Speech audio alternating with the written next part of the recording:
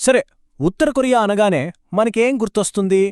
చాలామందికి బహుశా అణువాయుధాలు, పెద్ద పెద్ద మిలిటరీ పరేడ్లు గుర్తొస్తాయేమో. కాని వీటన్నింటికన్నా విచిత్రమైన విషయం ఏంటంటే వాళ్ల నాయకుల మీద ప్రజలకుండే భక్తి. అది మామూలు భక్తి కాదు, దాదాపు దేవుణ్ణి పూజించినట్టుంటుంది. ఇది కేవలం గౌరవం మాత్రమే కాదు, అసలు ప్రపంచమే దశాబ్దాలుగా ఆశ్చర్యపోతోంది ఈ ఆరాధన చూసి. ఇంతకీ ఈ భక్తి వెనక అసలు కదేంటి? ఇవి చూడ్డానికి కేవలం కన్నీళ్లులా అనిపించవచ్చు, కాని ఇది ఒక జాతీయ విపత్తులా ఉంటుంది. కిమ్ వంశంలో ఒక నాయకుడు చనిపోయినప్పుడు దేశమంతా శోకసంద్రంలో మునిగిపోతుంది. ప్రజలు వీధుల్లోకొచ్చేస్తారు. వాళ్ల ముఖాలు బాధతో ఎలా అయిపోతాయంటే, ఇది చూసి చాలామందికి ఒక ప్రశ్న వస్తుంది: ఇది నిజమైన దుఃఖమా, లేక భయంతో చేస్తున్న నటననా? ఇది అర్థం చేసుకోవాలంటే మనం వాళ్ల చరిత్ర లోతుల్లోకి వెళ్ళాలి. అయితే అసలు ప్రశ్న ఇదే: ఇదంతా ఒక పెద్ద నాటకమా? కెమెరాలున్నాయి కాబట్టి ఏడుస్తున్నారా? లేకపోతే దీని వెనుక ఏదైనా లోతైన కారణముందా? నిజం చెప్పాలంటే చాలాసార్లు జరిగేదే ఇక్కడా జరుగుతుంది. అసలు నిజం ఎక్కడో ఈ రెండింటి మధ్యలో ఉంటుంది. ఈ కథంతా ఒక చాలా బాధాకరమైన చరిత్రతో మొదలవుతుంది. ఉత్తర కొరియా కథ కిమ్ వంశంతో మొదలవ్వలేదు. ఇది నిప్పు, బూడిద వీటిలోంచి పుట్టిన ఒక జాతి కథ. వాళ్ల ఉనికినే శాశ్వతంగా మార్చేసిన ఒక గాయం కథ. ఒక్కసారి ఆలోచించండి, దాదాపు 50 ఏళ్లపాటు సొంత దేశంలోనే పరాయివాళ్లలా బతకాల్సి వస్తే ఎలా ఉంటుంది? జపనీస్ ఆక్రమణలో కొరియన్ల పరిస్థితి అదే. చివరికి విముక్తి వచ్చింది అనుకునేలోపే స్వాతంత్ర్యం బదులు ఒకే దేశాన్ని 2 ముక్కలు చేస్తూ ఒక గీత గీసేశారు. కుటుంబాలు, స్నేహితులు అంతా శాశ్వతంగా విడిపోయారు. అది ఇప్పటికీ మానని ఒక పచ్చిగా. ఆ తర్వాత వచ్చింది యుద్ధం. అది మామూలు యుద్ధం కాదు, దేశాన్ని సర్వనాశనం చేసిన యుద్ధం. అమెరికన్ బాంబులు అక్షరాలా ప్రతి నగరాన్ని నేలమట్టం చేశాయంటే నమ్మండి. ఊహించుకోండి, దేశ జనాభాలో 10% మంది మొత్తం తుడిచిపెట్టుకుపోయారు. అంటే ప్రతి 10 మందిలో ఒకరు చనిపోయారు. అంత పెద్ద గాయం నుంచి ఎలా కోలుకుంటారు? ఉత్తర కొరియాకి దీనికి దొరికిన సమాధానం ఒక్కటే: అమెరికా మీద ఎప్పటికీ తీరని లోతైన ద్వేషం. ఆ బూడిదలోంచే కిమ్ వంశం పుట్టుకొచ్చింది. వాళ్ళకర్థమైందేంటంటే, ప్రజల బాధని, భయాన్ని శక్తివంతమైన ఆయుధాలుగా మార్చొచ్చని. వాళ్లు దేశాన్ని కంట్రోల్ చేయడమే కాదు, దేశమంటే ఏంటో దాని ఆత్మని కూడా వాళ్లే నిర్వచించే ఒక సిద్ధాంతాన్ని నిర్మించారు.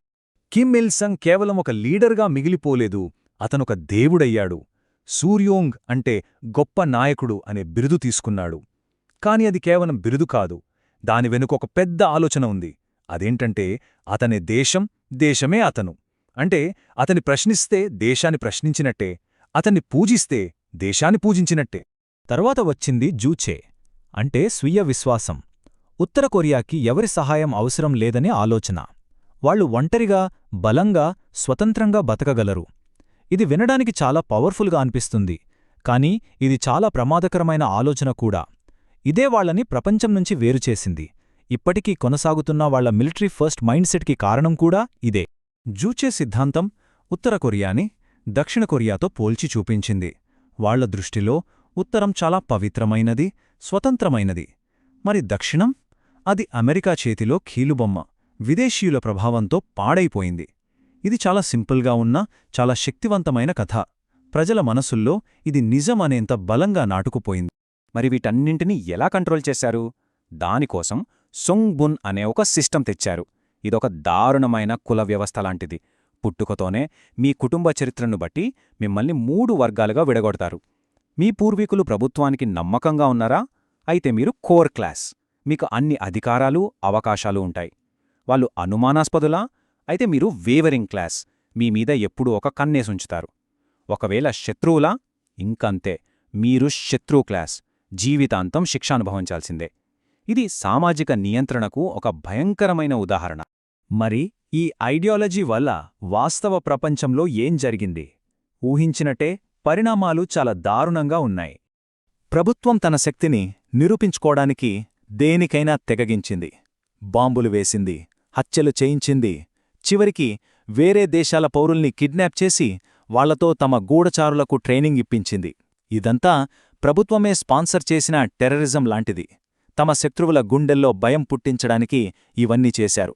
కాని ఈ జుచే సిద్ధాంతానికి అసలైన మూల్యం చెల్లించింది మాత్రం ఉత్తర కొరియా ప్రజలే. 1990లలో దేశంలో భయంకరమైన కరువు వచ్చినప్పుడు ఈ స్వీయ విశ్వాసమనేది ఒక మృత్యు ఉచ్చుగా మారిపోయింది. ప్రభుత్వం బయటి ప్రపంచం నుంచి సహాయం తీసుకోవడానికి ఒప్పుకోలేదు, దానివల్ల లక్షలాది మంది ఆకలితో చనిపోయారు.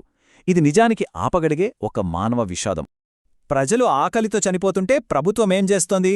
వాళ్ళొక భారీ ఖాళీ హోటల్ని కడుతున్నారు.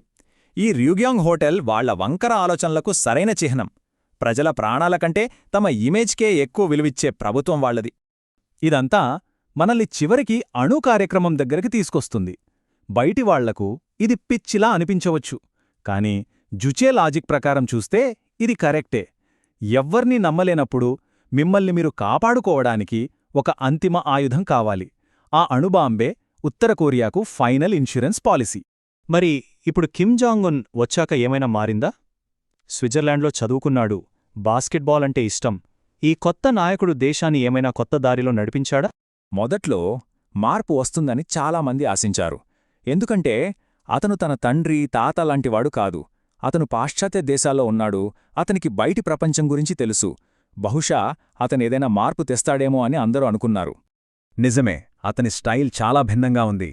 అతను నవ్వేవాడు, తన భార్యని ప్రపంచానికి పరిచయం చేశాడు, చివరికి డెన్నిస్ రాడ్మన్ను కూడా పిలిచాడు. ఇదంతా ఒక మోడర్న్ ఇమేజ్ని చూపించడానికి చేసిన ప్రయత్నం. కాని పైకి కనిపించే స్టైల్ వెనుక అసలు విషయం మారలేదు. తన అధికారానికి ఎక్కడ దెబ్బ తగులుతుందో అనిపించినప్పుడు కిమ్ జాంగ్ ఉన్ తన కుటుంబంలో ఎవ్వరికన్నా తనే ఎక్కువ క్రూరుడని నిరూపించుకున్నాడు. తన సొంత మామను ఉరితీశాడు. దానితో ఒకటే మెసేజ్ పంపాడు: అధికారం నా చేతిలో ఉంది, దాన్ని కాపాడుకోవడానికి నేను ఏదైనా చేస్తాను. సో చివరికి మనం ఎక్కడికొచ్చాం?